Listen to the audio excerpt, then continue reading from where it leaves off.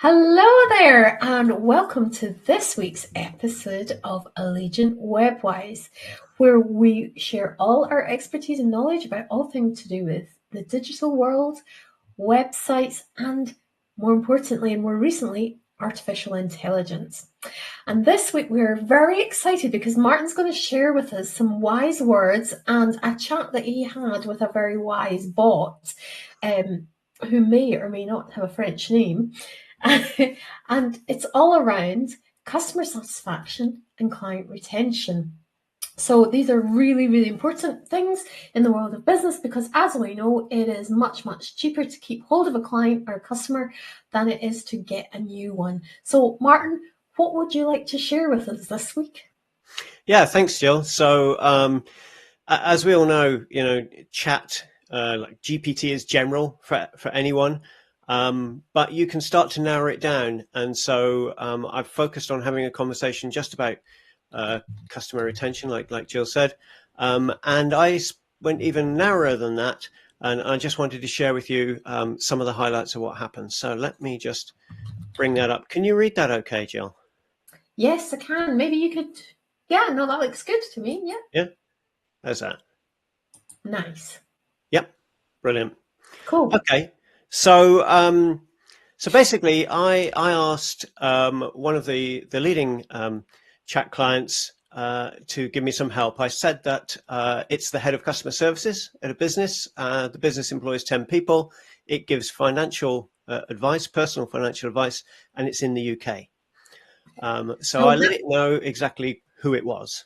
yeah. Okay. Sorry, I was gonna butt in like a mindless old nag there, and and just say that's really important to know, isn't it? Because we're setting the role for the chatbot. Yeah. Yeah, exactly. Yeah. Then I told it what I wanted it to do, which was to share 10 top tips for improving customer service and client retention. Hmm.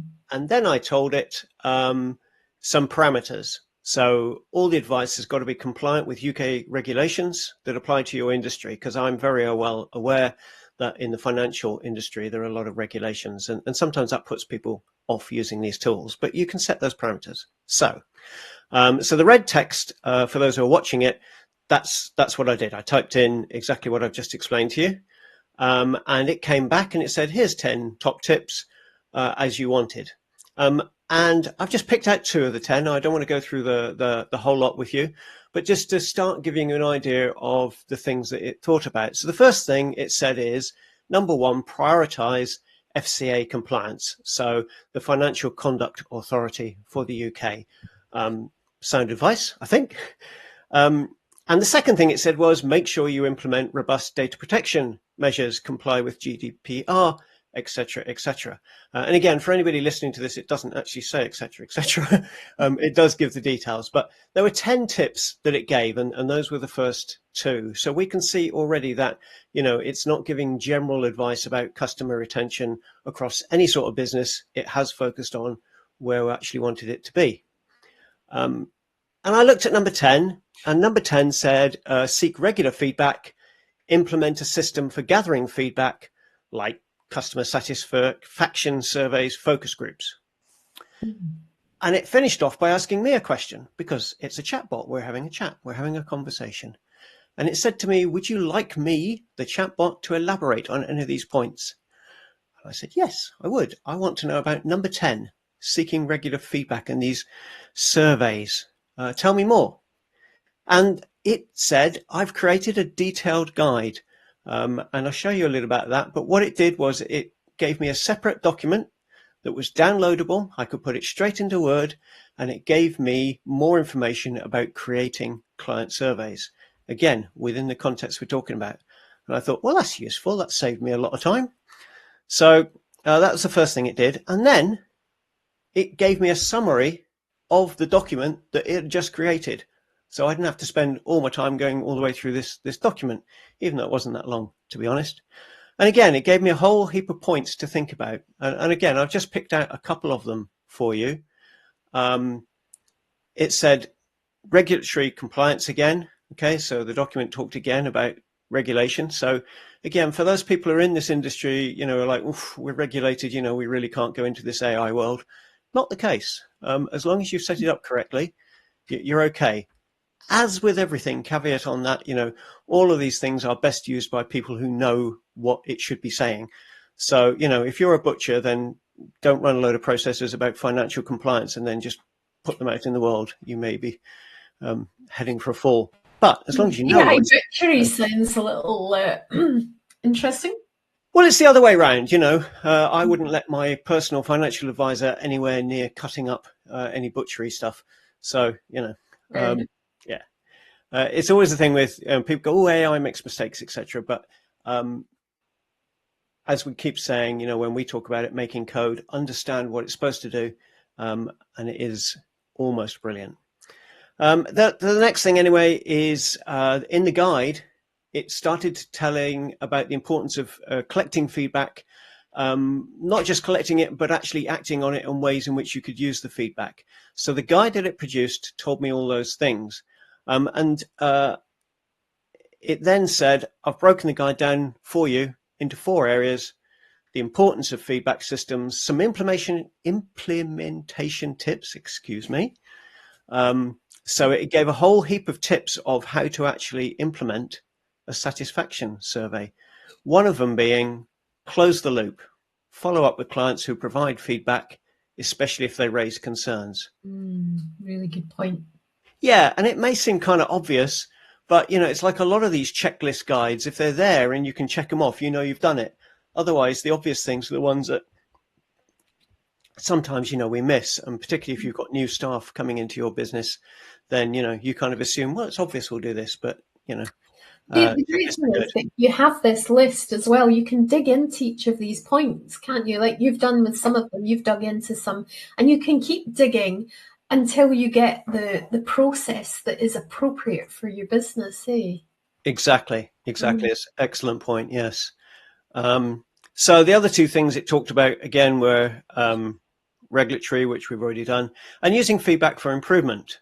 And it actually says, remember, the goal is not to collect feedback, but to create a culture of continuous improvement based on client input. Thank you very much, chatbot, for that. So, it's really hammering home bits and pieces. Anyway, it then said to me, well, do you want me to expand on any specific aspect of the feedback system or discuss how it might be tailored to your 10-person business?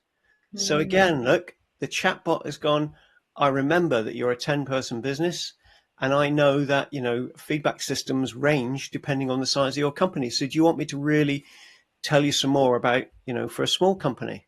Great. I'll have to remember that. And I said, well, can you give me an example of a satisfaction survey? And what it did is it created another document, and it was a whole load of questions that you could use, particularly to do with client satisfaction, and they were tailored towards a small company. And again, that was a downloadable document I could just take. It's a series of questions, and you could just hand it out to your clients once you top and tailed it, with your brand. Incredible. Can I ask you a question about that, Martin? Please. And we see this all the time when we use the chatbots. They put these like asterisks and hashtags everywhere. In your document, did it have that, or was it a normally formatted document? It did have hashtags in it. It comes down looking more like a notepad document than anything else. However, and slightly out of the scope of this, there are ways in which you can just say to other bits of AI, hey, can you look at that document, take all the hashtags out, make it pretty, put it on my branding, and just go and hit a button, and it just gets done. Yeah, separate process. And the other thing to say, of course, in this is I didn't put in a specific company, and I'll touch on that at the end. So besides creating this checklist of questions, again, it gave me a summary of what's in that document. So every time it made a document that I could download, it also gave me a key points about the document. And again, I've just put some of these on screen rather than all of them. So for example, in it uses a mix of question types, rating scale questions, quantitative data, qualitative stuff, closed questions, open questions, all the sort of psychology you would use in order to try and get, as useful a feedback from people to a questionnaire. So, yeah, very useful, I think. Yeah. And it asked me another question. It said, well, now would you like me to explain how to analyze and act on the results of a survey? You'll see on the screen, if you're watching this, that in red I've typed yes. In reality, my responses are more detailed than this. But again, I wanted to just get across to you some of the things that are practically possible rather than bogging down in very specific details. So I said, yeah, carry on. Tell me some more. And it again said, okay, let's tell you how to act on the results of a survey for client satisfaction and how to adapt it for a 10-person financial advice business in the UK. So it's re-emphasizing that, that's where it's working on. Okay. It's not just a general thing that anybody could get back. And it gave me some takeaways. There's a few on the screen here, things to think about. Again, I'm just going to pick up one of the takeaways, which are a summary of a longer document that, again, I can download. It says, ensure all the survey questions and the follow-up actions align closely with FCA requirements for treating customers fairly, crucial for a smaller firm where each client interaction has a significant impact. Again, if you're in the industry, you will understand that completely and may well have been a little bit concerned about, whether I should use that. But it's showing that it understands not only, that a small company, each customer is, can I say, more important than in a big company? You know what I mean? The effect of one customer leaving you is bigger if you don't have that many customers compared with if you've got millions of them. 100%. Yeah, and it understood also that, again, it's a regulatory thing.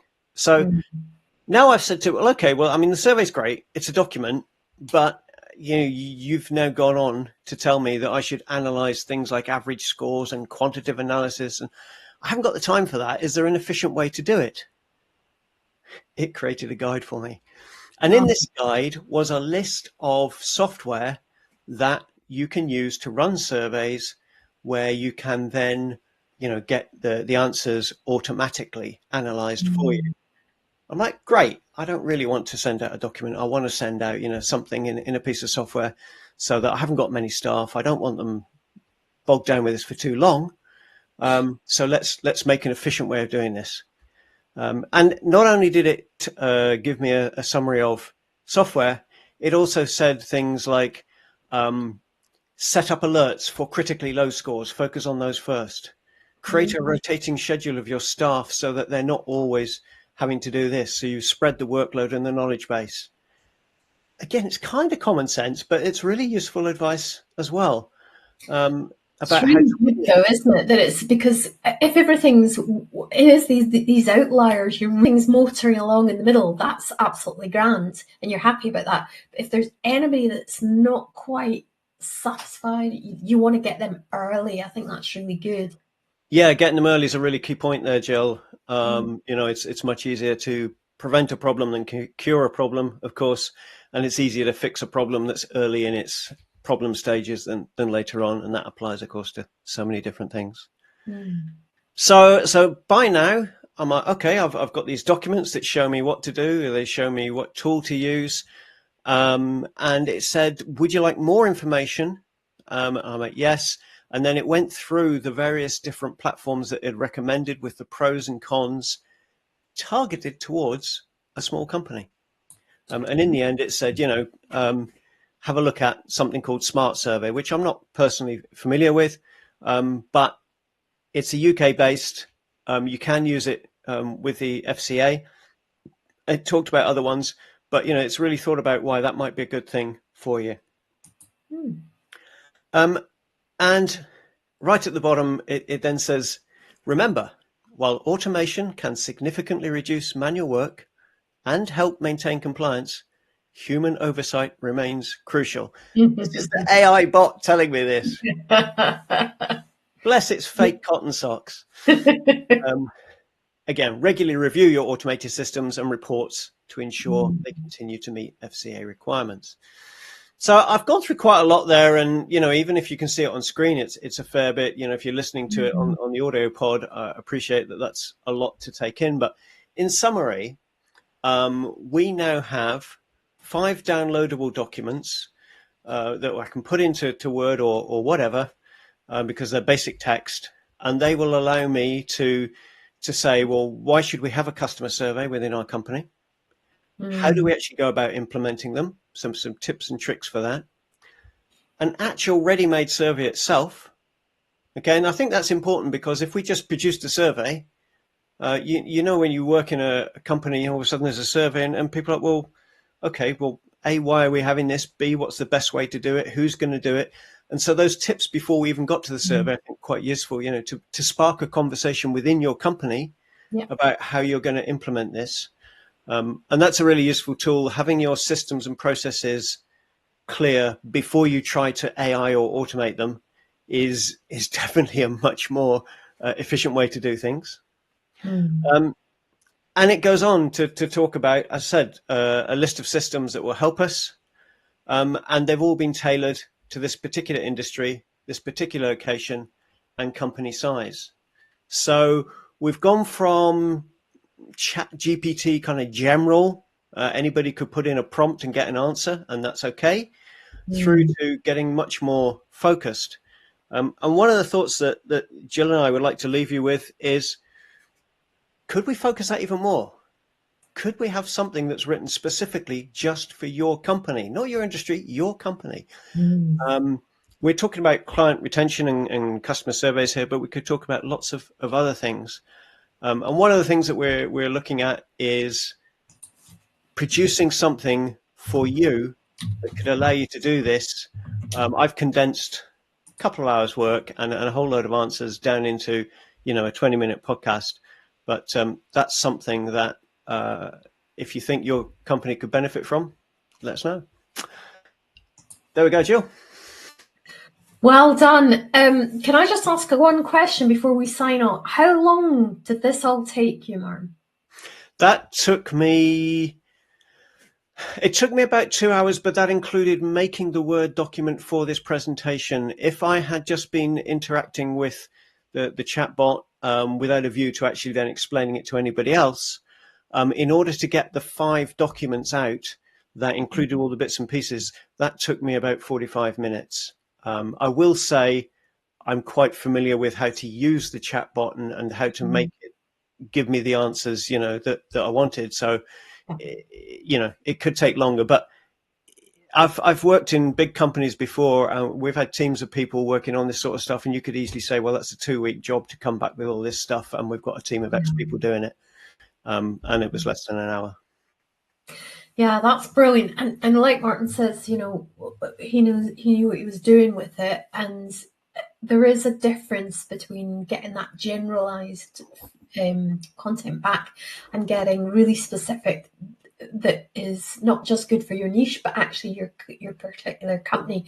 And actually you can write personalized chatbots specifically around your company that will help you. And I'm sure we'll talk more about that another time. But in the meantime, if you're needing any help with this, you know where we are. That's our email on the screen.